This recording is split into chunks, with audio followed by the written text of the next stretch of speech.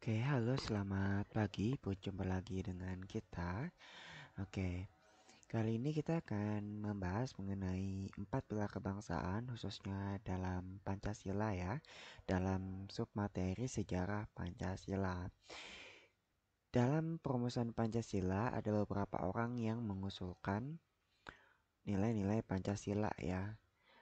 Pada tanggal 29 Mei 1945, Muhammad Yamin mengusulkan yang pertama, peri kebangsaan, yang kedua, peri kemanusiaan, yang ketiga, peri ketuhanan, yang keempat, peri kerakyatan, yang kelima, peri kesejahteraan rakyat. Jadi ini mirip seperti Pancasila sekarang ya. Yang pertama, hanya saja satu dibalik dengan poin nomor 3. Jadi kalau Pancasila sekarang itu kan ketuhanan, kemanusiaan, yang ketiga kebangsaan ya. 4 kerakyatan dan 5 kesejahteraan rakyat. Oke, bagaimana rumusan dengan Dr. Supomo? Dr. Supomo mengusulkan rumusan pada tanggal 31 Mei tahun 45 ya. Nilai-nilainya persatuan, kekeluargaan, keseimbangan lahir batin, musyawarah, dan yang kelima, keadilan rakyat.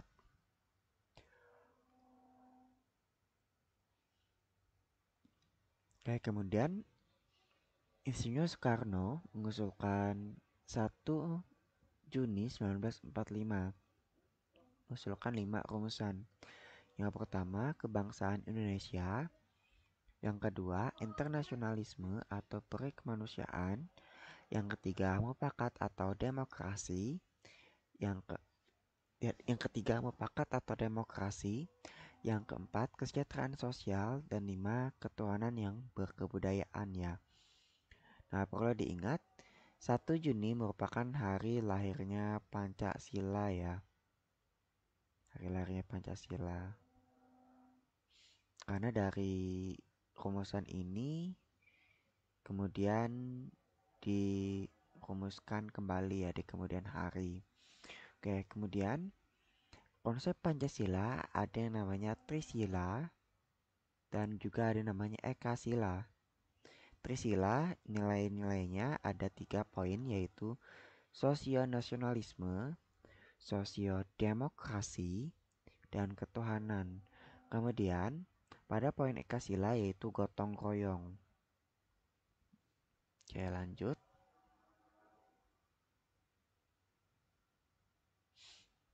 Oke, dalam pembentukan perumusan Pancasila ada yang namanya pembentukan panitia 9 ya. Panitia 9 ini jumlahnya ada 9 orang yang diketuai oleh Insinyur Soekarno. Kemudian anggotanya ada dari golongan kebangsaan dan ada dari golongan Islam. Golongan kebangsaan ada 4 orang: Muhammad Hatta, Ahmad Subarjo, Muhammad Yamin, dan A.A. Maramis. Kemudian dalam golongan Islam ada 4 rumusan nih. Ada 4 anggota ya. Ada Haji Agus Salim, Kiai Haji Ahmad Wahid Hashim, yang ketiga Abi Kusno Cukro Suyoso, dan yang keempat Abdul Kahar Mujakir ya. Insinyur Soekarno membentuk panitia 9 untuk menyelidiki usul-usul mengenai perumusan dasar negara yang melahirkan konsep rancangan pembukaan UUD 1945 yang disetujui pada 22 Juni 1945 dan diberi nama oleh Insinyur Soekarno Muqaddimah. Dinamai oleh Muhammad Yamin Piagam Jakarta dan dinamai oleh Sukiman Wurjosanjojo menjadi Gentleman's Agreement. Oke, jadi ada 3 poin Muqaddimah. Namanya diusulkan oleh Insinyur Soekarno. Muhammad Yamin namanya diusulkan.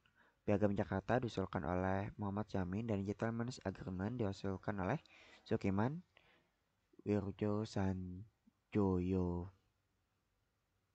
Oke ya, jadi konsep rancangan pembukaan UUD 1945 itu disetujui pada tanggal 22 Juni 1945. Nah, ini harus diingat poinnya. Oke, lanjut.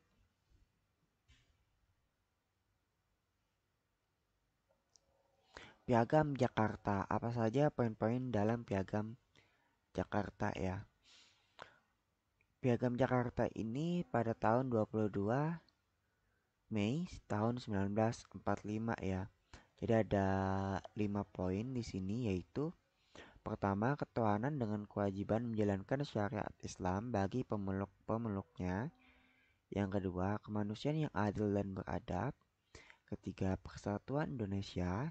Yang keempat, kerakyatan yang dipimpin oleh hikmat kebijaksanaan dalam permusyawaratan perwakilan.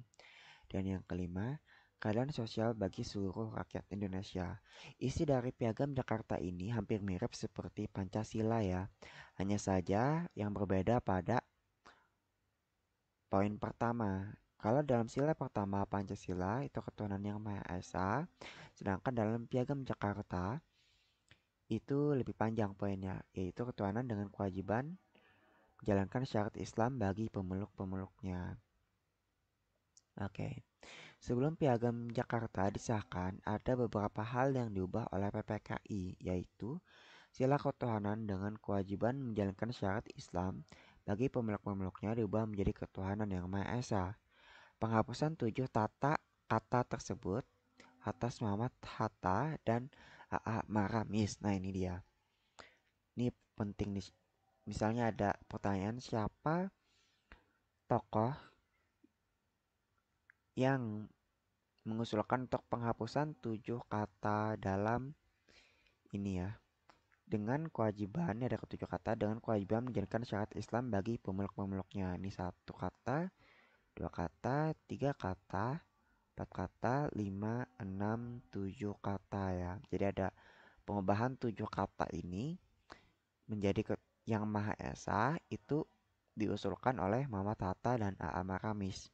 Syarat yang menyebutkan bahwa Presiden Indonesia harus orang Islam diubah menjadi Presiden Indonesia harus orang Indonesia asli.